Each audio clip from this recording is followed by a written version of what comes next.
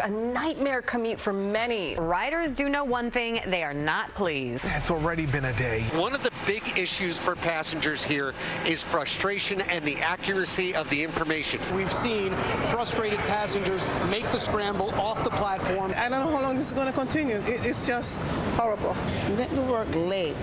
We're standing around for the last hour and not one peep of what's going on. The performance of late across the board has been unacceptable. People don't care why it happened. They want to get home. You do not have to go far to find a frustrated commuter. NJ Transit riders are over it when it comes to delays, suspensions, struck trains, wire issues, you name it. They've experienced it, and they don't want to experience it anymore. You're right about that. It's multiple agencies, multiple problems, and the commuters, like you said, they don't care. They just want to get to work and home on time. So how do you fix an aging railway? How do you restore reliability and confidence? Joining us now is Eyewitness News reporter NJ Burkett, who is one of the smartest I know. So if anyone can figure it out, you can. Break it down. It's quite a setup, Sam. Thank you. Good morning, guys. You know, I took Jersey Transit this morning and it ran on time. The train was clean, and get this, it wasn't older than I am or older than Sam. It would be great if riders could expect that, if they could count on that. But the fact is they can't. And so we asked the question, why not?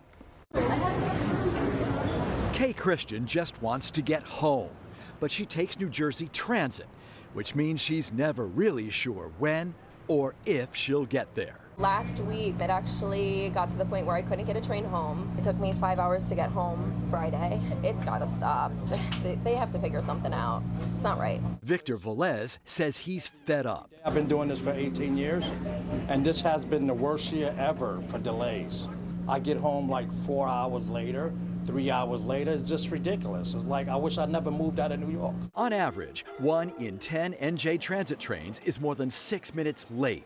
Last month, nearly 400 were canceled altogether. The railroad relies on 2 crumbling tunnels with aging overhead power cables to get trains into and out of Manhattan, and a creaky mechanical swing bridge over the Hackensack River, both built in 1910 and owned by Amtrak. Overhead wires sag in the heat and snap in the winter.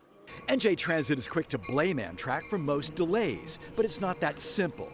Roughly 1/3 of the railroad's fleet is 40 years old, and trains break down. It happens in the winter as well as the summer.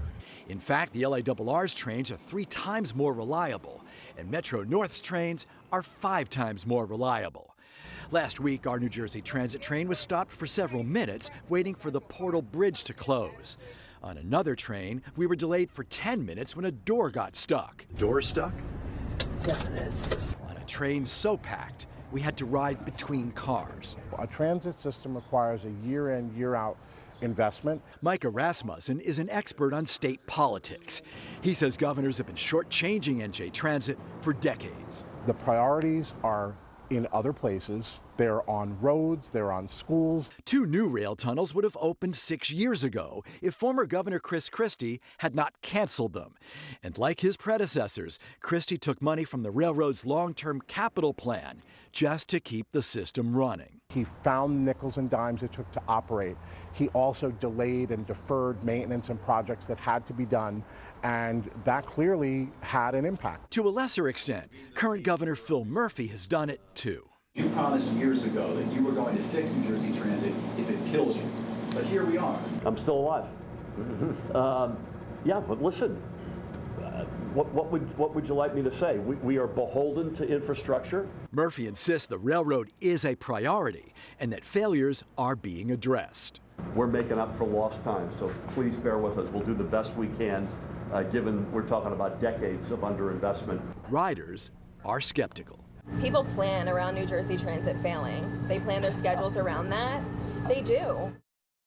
And on top of all of that, they're now paying 15% more. The spokesman for Governor Christie defended his administration, saying Governor Murphy had 6.5 years to fix the railroad, and it's now worse and more expensive. Of course, Murphy says Christie made a mess of NJ Transit, and he's trying to clean it up. So there you have it. It's truly insult to injury when you talk about those 15% hikes, which it seems that it needs to happen. It's necessary to fix some of this underinvestment that the governor mentioned. But let's talk about the Portal Bridge. I heard you mention it. It's a buzz term for me because I hear Heather O'Rourke talking about it all the time. Yeah. So many problems. All the time.